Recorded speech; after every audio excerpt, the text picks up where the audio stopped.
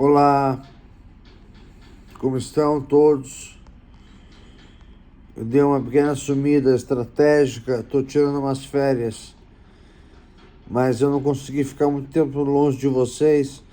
Na verdade, é esse assunto estúpido dessa votação da anistia da PEC para perdoar os partidos políticos, né, que não cumpriram com suas determinações, que não cumpriram com as cotas, né, destinadas a negros e mulheres, e eventualmente eles têm que pagar aí um valor, uma quantia, uma multa, né, que foi sendo acumulada ao longo dos anos, e agora está sendo votado uma anistia para um perdão geral, né, para que se zere esse débito, digamos assim, e possa se começar novamente um novo entrelace, né, entre a divisão das verbas partidárias.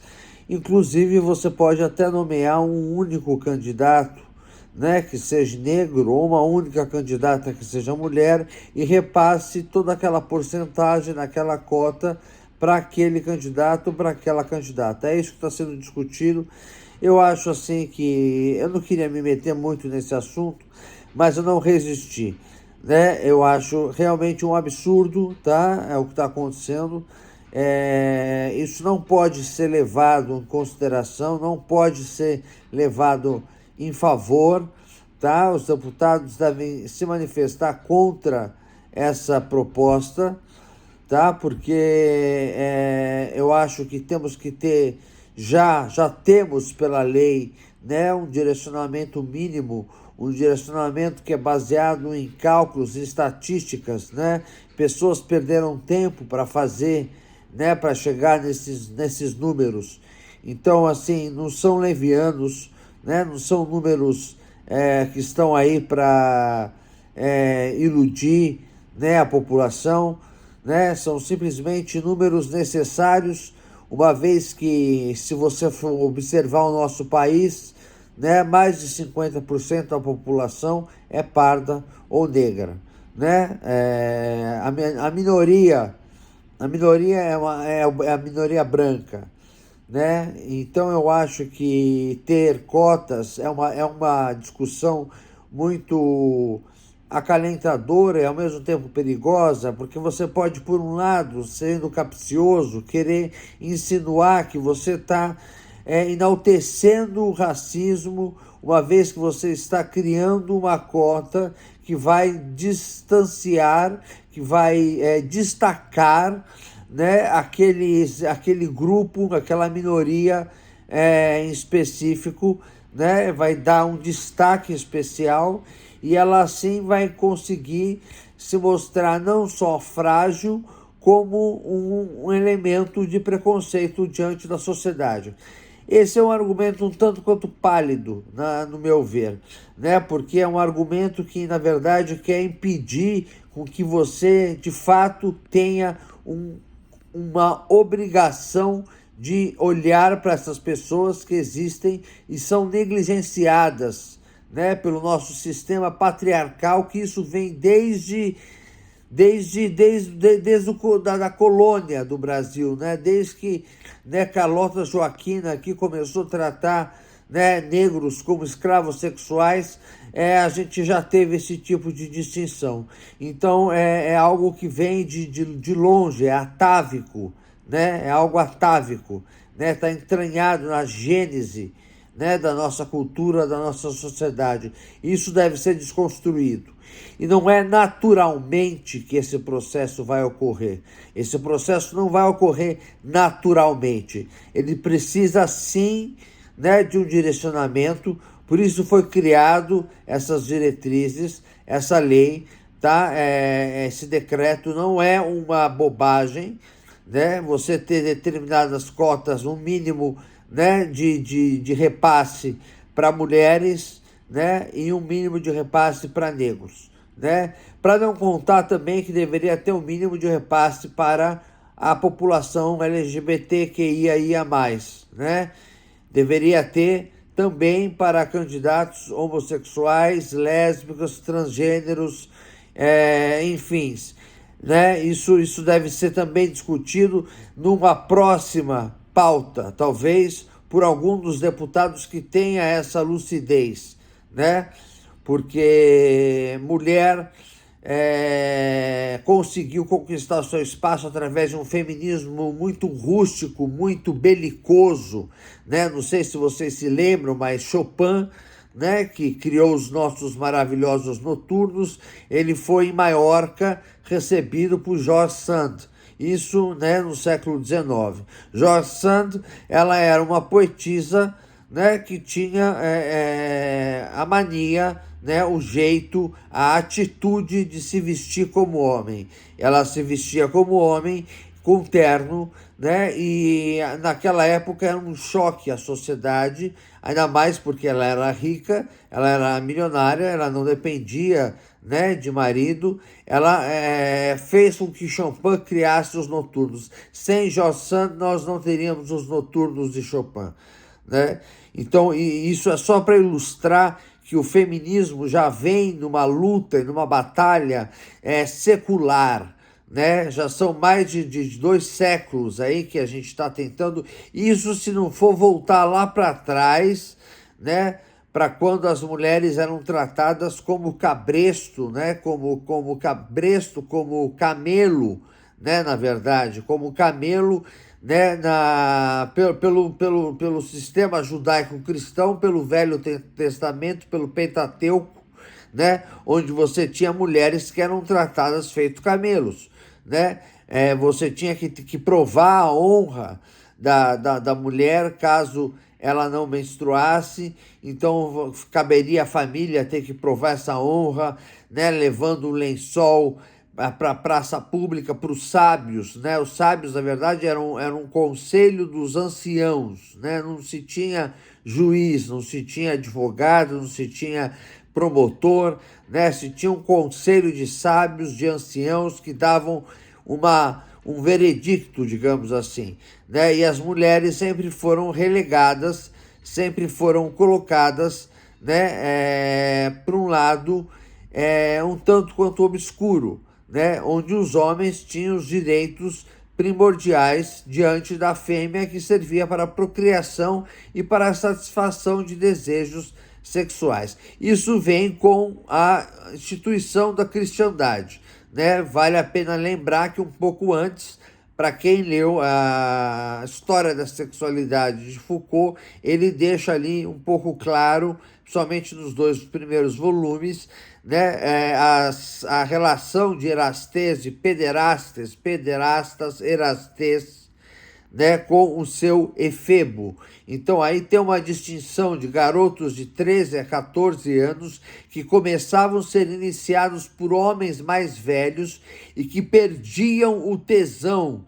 Vejam bem, o tesão, o sexo era terminado quando nascia um fio de barba nesses meninos.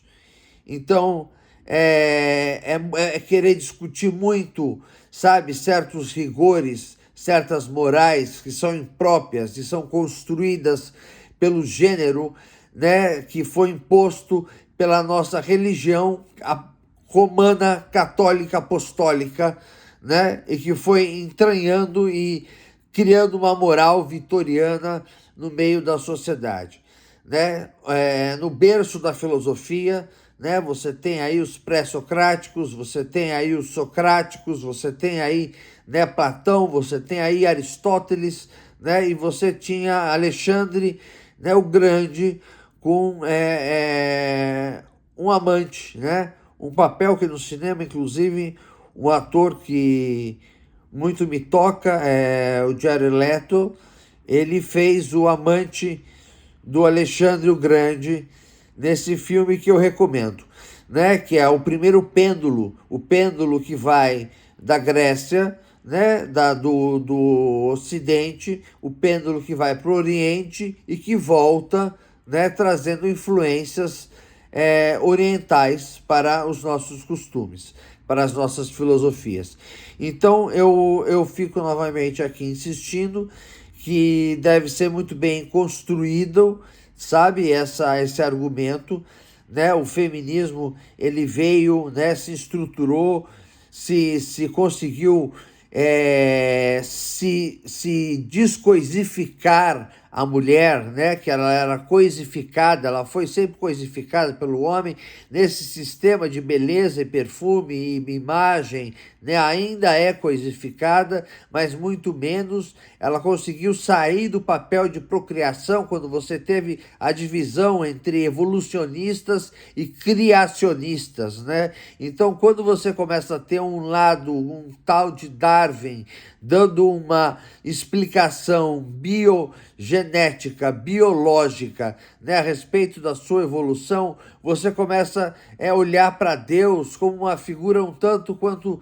mística e que está sobrando no papel. Talvez ele ainda não tenha recuperado o lugar que ele né, que ele foi necessário, o lugar o que lhe coube um dia, porque uma vez que você começa a ter um pensamento mais evolucionista, você obviamente vai perceber que você não está aqui somente para procriação, né? Você não está aqui somente para procriar. Daí você tem a independência do sexo, né? Da procriação. A independência do sexo, você tem o ganho do sexo, você tem a afirmação do sexo, você tem o poder, o empoderamento do sexo, né? Então aí você pode fazer sexo com quem você bem entender na veneta, né? Inclusive irmãos, né? Eu me falo na proibição do incesto, né? Irmãos gêmeos que eu vejo em filmes pornográficos aqui fazendo sexo entre si, quem somos nós para julgarmos os irmãos que estão fazendo sexo entre si? Quem somos nós, né? Nós somos um bando de hipócritas, né? Pessoas que não têm coragem de realizar certos desejos e que vamos discriminar, né, os desejos alheios. Então, o incesto já era algo real, os reis casavam entre si, as famílias casavam entre si, até que foi provado, né, que existia um problema genético que daria uma certa mutação e levaria a um certo problema físico ou mental. Hoje em dia, né, com a terapia genética, você resolve muito bem esse problema. Então, se você quiser ter um filho com a sua irmã, né, ou com seu irmão, vai ser difícil, porque homem, graças a Deus, não engravida. É por isso que a gente, né, gosta de dar o que a gente tem para dar, né? Porque de lá não vai nascer criança. Então é difícil dar golpe da barriga, né, em gay. Gay é outro tipo de golpe que dá, mas da barriga é difícil. Agora, já com mulher, né, tem esse negócio, né, de furar a camisinha, de não tomar pílula, de não fazer o dildo, de querer engravidar para ter, né, digamos aí, uma vida fácil, mais, né, uma vida que seja sustentada pelo homem, num pensamento ainda patriarcal e machista, quando existem essas garotas que não podem ser negadas e elas cumprem um papel na sociedade de oportunismo, né? Oportunismo existe em qualquer local, em qualquer lugar, não é só, né, com garotas que querem se aproveitar, né, de homens, né? Mas você tem uma série de outros exemplos que também são cabíveis e são, de certa forma, direitos, né, que a gente adquire ao longo de uma existência, para poder falar, né, dos certos estupros que existem, né? Porque temos que lembrar que não existe somente o estupro físico, e existe sim um estupro psicológico, né, que é tão danoso quanto o estupro físico. Mas não devemos divagar tanto. Voltemos à instituição do sexo como prazer, a liberdade, né? O movimento feminismo, Simone de Beauvoir, andando de bicicleta com Sartre por Paris, né? Tudo bem que vão dizer que ela aliciava garotos e, enfim, isso aí são fofocas e as pessoas sempre vão falar mal das pessoas que são proeminentes. Então, eu tenho a experiência de ter visto Fernanda Montenegro no aniversário dela, belamente, lindamente, interpretando Simone de Beauvoir na data do seu aniversário. Então, assim, eu acho que são mulheres como Virginia Woolf, né? São mulheres como Clarice Lispector, né? Que fazem a barata da filosofia, né? A barata da literatura, né? Como A Paixão de GH, não seja algo extremamente masculino como a barata kafkiana, né? Então a gente tem esse poder, essa ilustração de mulheres, são poucas, ainda perto da quantidade de escritoras e autoras que existiram ao longo do século. Você tem Emile Brontë, né, cuja irmã também era uma escritora, Charlotte Brontë, né? Você tem algumas escritoras que se passavam por homens com pseudônimos masculinos para poderem ser publicadas. Então você tem a conquista do feminino. Você tem essa conquista pura do feminino, né? E ao mesmo tempo você tem a conquista pura, né, do negro, né, de sua raça, né, provando o seu valor, a sua música, toda a nossa referência, todo o nosso referencial musical, todo o nosso, né, batuque, né, todos os nossos orixás, todos os nossos, né, as nossas letras, os nossos pensadores que hoje foram provados, né, que dando a mesma possibilidade a um negro e um branco, a probabilidade deles saírem com as mesmas notas é altíssima. Então, cada vez mais nós temos negros inclusos, temos aí um presidente histórico, né, americano, Obama, que marcou uma era, né, que infelizmente não nos brinda mais com sua, né, com sua volta, com seu retorno, com a sua candidatura, porque seria um excelente presidente, não falando mal de Biden aqui, porque meu voto já, se eu fosse americano, já estaria com os democratas, né, declaradamente, porque é impossível pensar ver o retorno de Trump, né? É que nem a hora do pesadelo, né? Você pensar no Jason, no Sexta-feira 13, aquela mão que ressuscita, né? Uma assombração que você acha que você, né? Um fantasma que você acha que você se livrou, ele ressuscita para você e vem vindo na sua direção te buscar, né? Então, vamos esquecer isso, vamos pensar no sexo como libertação, e hoje em dia você pode fazer o que você quiser. Você quer transar com seu primo, você transa com seu primo, você quer transar com a sua tia, você transa com a sua tia, você quer transar com seu vizinho, você transa com seu vizinho, tá? Só não transe com o seu cachorro, porque pode ser arriscado, né? Você pode machucar o animal. Eu acho que esse negócio de zoofilia é um pouco complicado para a gente discutir aqui, apesar de que nos estados mais pobres, né, é normal um homem se iniciar com a cabrita, com o cabrito, com a puta que pariu, né? Mas essa é uma outra discussão que vale a pena ser discutida, porque é um tabu, né? E a gente está aqui para destabunizar as coisas, né?